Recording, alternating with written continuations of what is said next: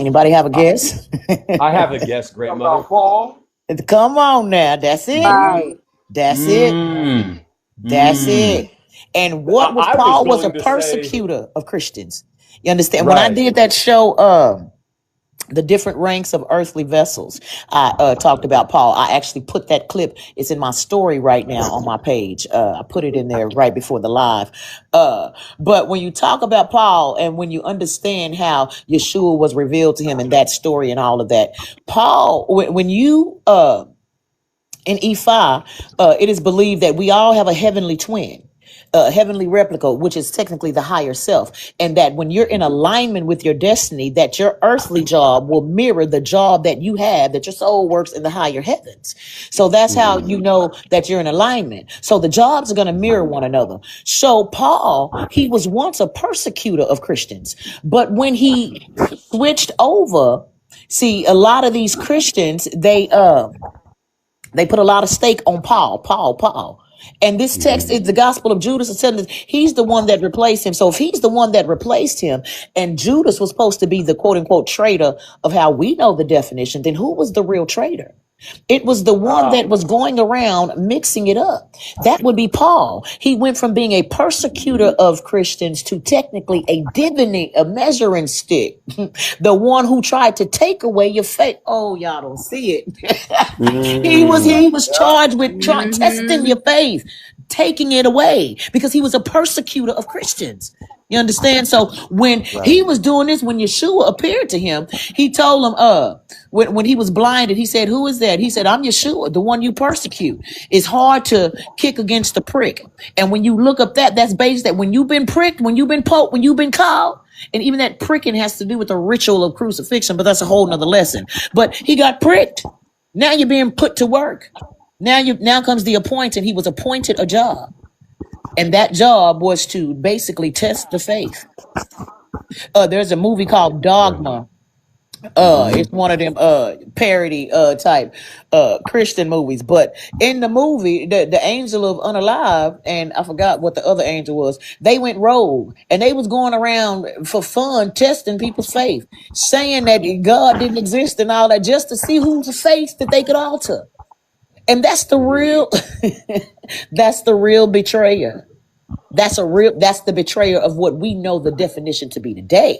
The definition that they try to feed to us that it meant in regards to Judas.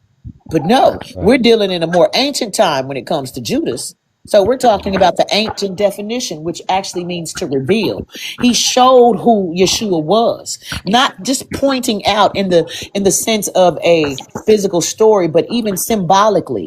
He revealed what Yeshua is. In this case, with these type of teachings, Gnosticism revealing what Yeshua really taught.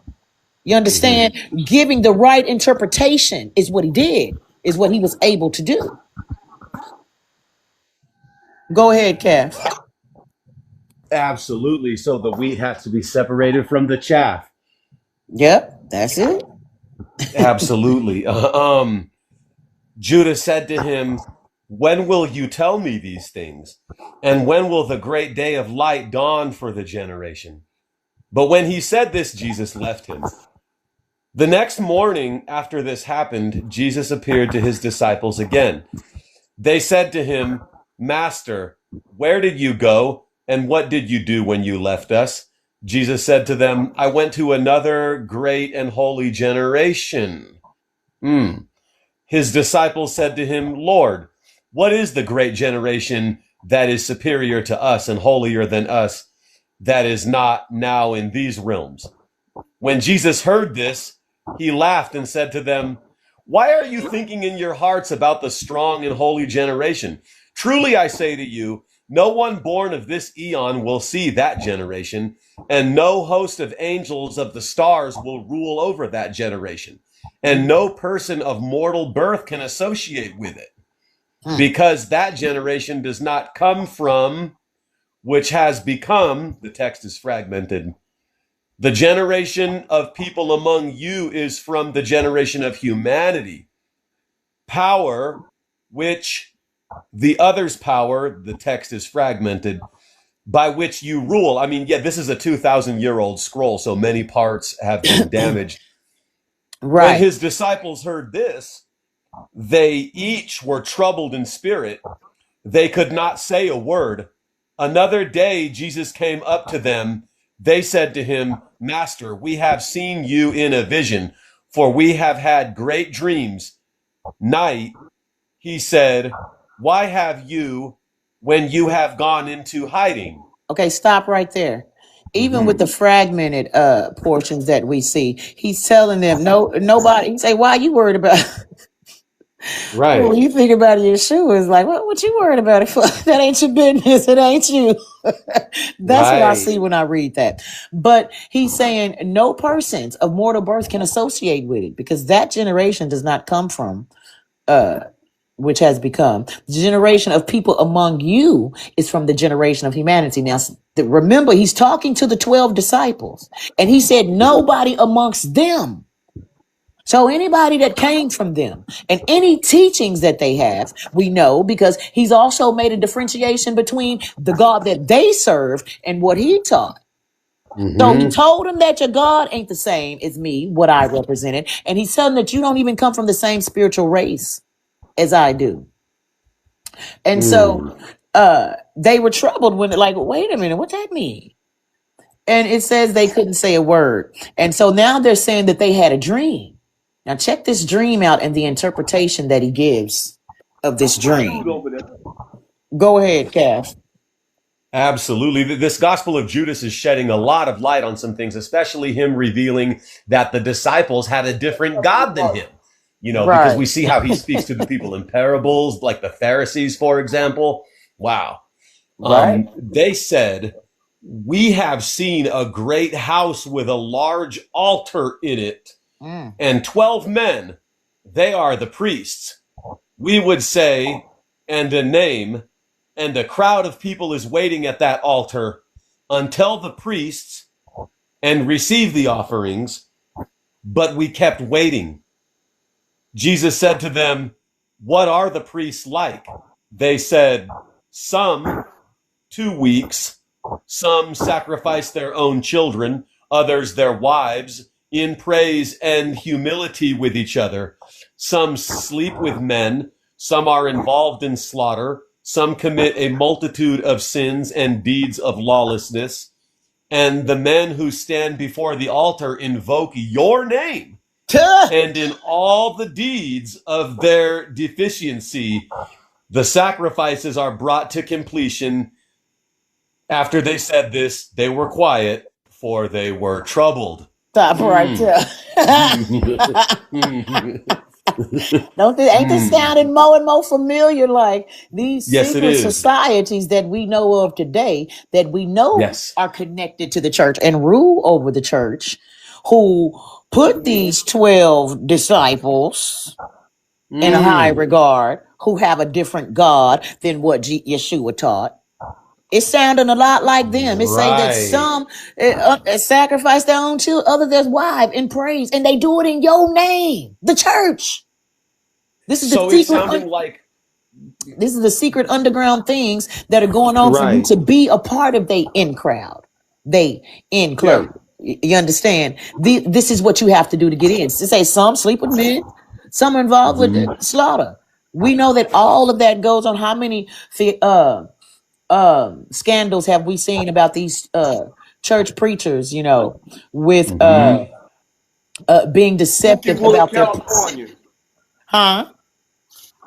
Wood, California. Right. Mm-hmm. That part. Oh, they do. Oh Yes. yeah. Oh yeah. Oh yeah. Oh yeah. The Right. music industry, the churches, it's like a All of it. prophecy foretelling I got what's. so many Yes. dark Wow. stories. Mm-hmm. I got so many dark stories that I know it. being, flirting with the industry and how people came to me and told me things in front of my mom's house. Say, hey, get in the car. This guy named So, mm, Daryl Pandy. I Mm-hmm. was doing house. Daryl Pandy told me, he said, listen, I want you. I just want to let you know I want you. Look, we got you in the industry. He said, Mm-hmm. I'm worth $9 million right now. I could take care of you. I could do this. I said, sir, you scaring me. Right. Look, don't want to do this, that, and the other thing, then let me watch you do the regular stuff. I said, no, I don't want to do none of that. God said, if you tell anybody that I confronted you about this, I will blackball you in the music industry. These are his Yep. words. That's what they do. That's what they do. Wow. So it When you sounds don't like play the the disciples game. had a prophetic dream, right? That they had a Yes. dream of something to come in the future. And they're saying, Yes. these people are doing all this in your name, Yeshua, And, in and your name, Lord. right. And they're troubled because it is prophecy. They can't see it right now. Well, Because so they, here's right now it ain't corrupted. You understand? It's already on its way to being corrupted. But it's prophecy. That's why the text is saying that they're troubled. They don't understand. You understand? Right. So This Right. guy was a trustee in the church. Let me add that one. mm. Wow. What was you gonna say, Solaris? Solaris? so I'm curious why they thought nobody would know about this. That's my question. Right. Like Right. nobody Right. would know that they were doing these things. Right. Well, here's the thing: when they put writings out, and a lot of time people they used to take unalive people for putting out writings and all that. So they did it a different way. Right. Propaganda is a polite form of warfare. What they do is when they get through with uh the mud slinging campaign and all that to certain authors and things of this nature, it diminishes the credibility of certain authors that were putting this stuff out to let the people know. Right. They did it all through Yep. France. They did it all through Germany. They did it all through Italy. It was rough. It was rough. Mm-mm. Yep. Yep. Same playbook. Same thing that they've been doing since Judas. And then I got the question of like, did they not think that like God couldn't see them? Right. Like the Most High couldn't see them? And that's the thing. They knew that they could only conceal that they had so much time to get away with it because the ancient prophecies are, in many different cultures that there was going to be an end to it. There had to be an end to it. Right. And this is the times that we're living in. So I say, so they had this dream, and now he's fixing to tell them about the dream. He's going to interpret it. So go ahead, Calf.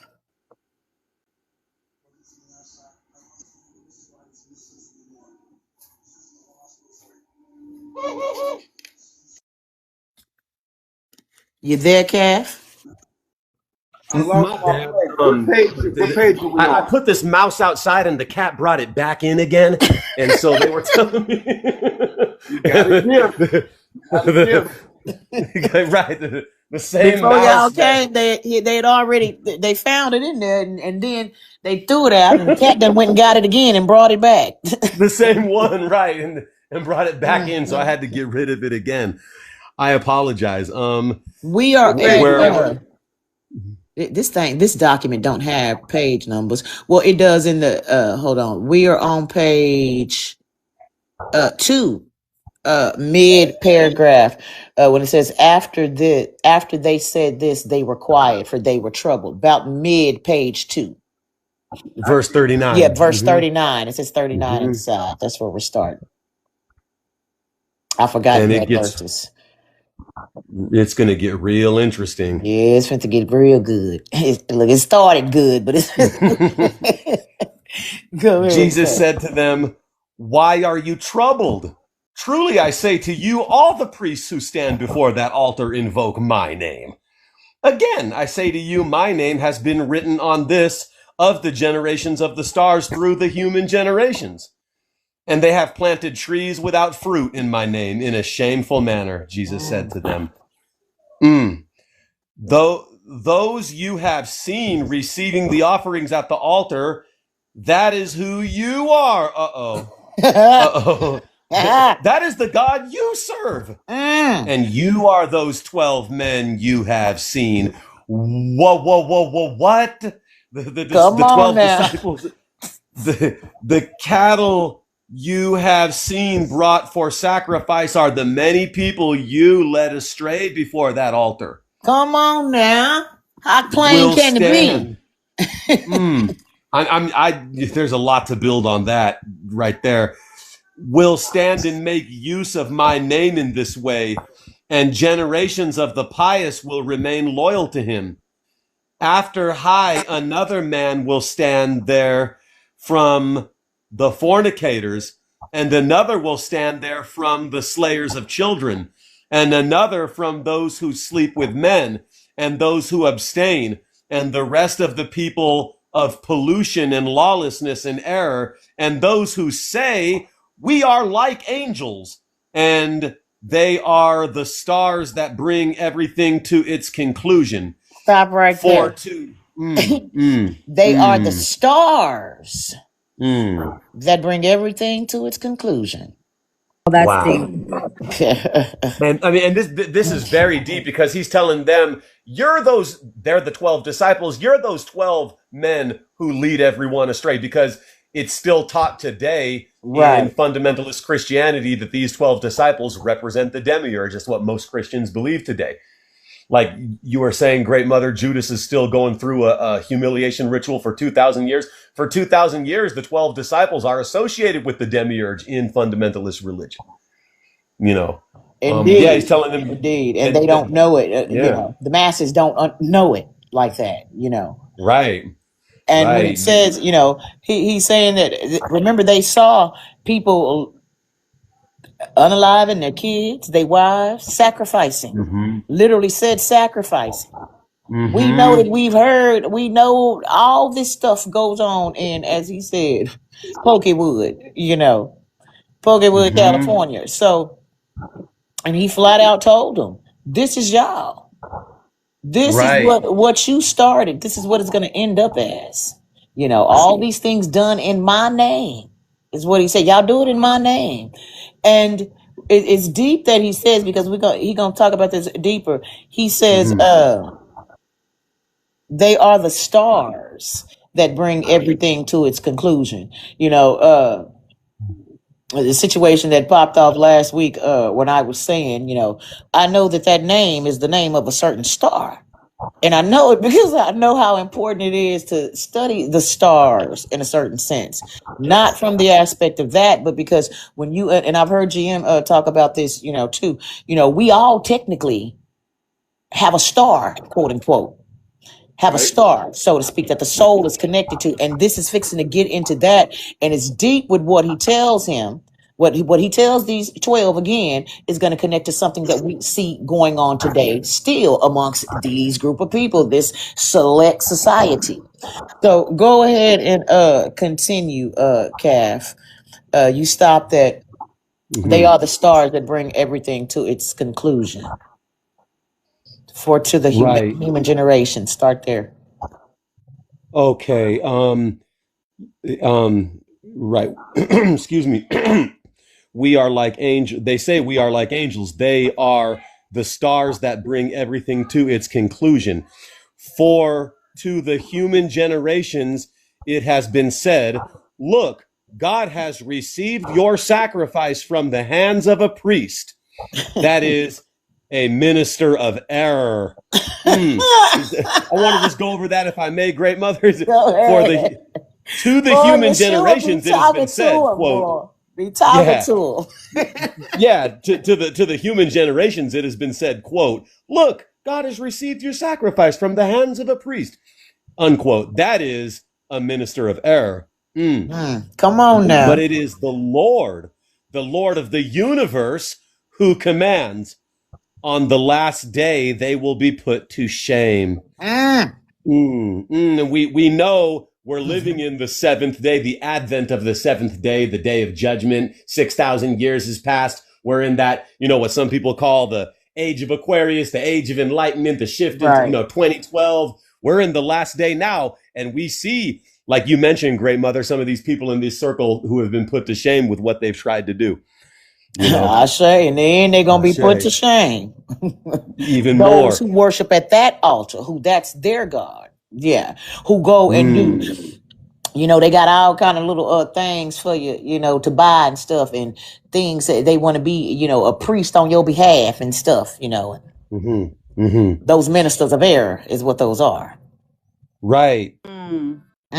Jesus said to them, stop sacrificing which you have over the altar, since they are over your stars and your angels and have already come to their conclusion there. Your stars, your stars, and your angels. Continue, continue, Kev. So let them be ensnared before you and let them go. It says about 15 lines is missing. The text is fragmented. Generations, blank. A baker cannot feed all creation under heaven, and to them and to us, and text is very fragmented. Jesus said to them, stop struggling with me. Each of you has his own star. Ooh, stop right And there. every So he's saying, and I can only imagine what's missing in them 15 lines. But that metaphor, a baker cannot feed all of creation under heaven. A baker cannot feed all of creation. In other words, you can't save everybody. And then something was going on. So they had to mention something where they was making an excuse about something, because he said to them, stop struggling with me. Each of you have his own star. See, now we always hear about this destiny swapping thing. You understand? Your destiny is tied to your stars, tied to your soul. So he's telling with whatever they were speaking on, they had to have been trying to make an excuse for something, fighting him about something that he was telling them. And that it says, stop struggling with me. You got your own star. You got your own destiny. right. I feel Wow. like they were like, oh, but I want to be, but no. And he's like, stop struggling. Right. But what if we find out? But what if certain things fall in the hands of those unworthy? Like I can hear them asking that, and he's saying, "Stop struggling with me. You got your own star." In other words, you don't even understand what you fit to become, because y'all stuff is to be polluted anyway. Anything you touch is gonna be polluted. Wow. It won't even be possible for you. But yeah, he tells him, "You got your own star." Why would he say that? Why would you want to be anybody else other than yourself? Other than yourself. And that is Come on profound, now. great mother. Yeah. So your star is linked to your destiny. I didn't even see it in that perspective until now. I wrote about that in a Timeless Dynasty too, as well. I put that your soul is connected to a star. Like that's an ancient concept. Like I said, I've heard GM talk about it. I know he knows about it. It's an ancient concept. It's truth. Your soul We say you Wow. come from the heavens, you stardust. You know that. Cleos. Say it It's the again. Cleos. It is the I say. Cleos. It rides above you. You have a soul star, you have a cosmic star, which is it rides higher than that. But your soul star rides from the 8th, the ninth, and the 10th chakra outside of your auric field. It Right. rides above you. That's Cleos. That is that halo. Like that picture, that's deep because I posted that today. I shared it with y'all about the different bodies and the causal body. How you see it expanding up to the monad. That's the different body. That's what he's talking about. That halo around you, your aura field that extends above you. When people do readings on you, they're reading. That's the electromagnetic energy around you. That's what they're reading. They're tapping into. That's deep. So a baker cannot feed all creation under heaven. So if I understand this correctly, great mother, he's saying worry about yourself. Like the baker's going to sell his bread and worry Right. about himself. He's not going to try to feed the whole world. Right. Each of you has his own star, which is your own destiny. Like Ilaris was just saying, like the sister was saying, be yourself. You can't be no one else. You can, Right. wow. And then it says there's 17 lines missing. It says, may I go on now, Yes, grandmother? go on. Like okay. In who has come, then it's blank again. Spring for the tree, blank again. Of this eon, blank again. For a time, blank again. But he has come to water God's paradise.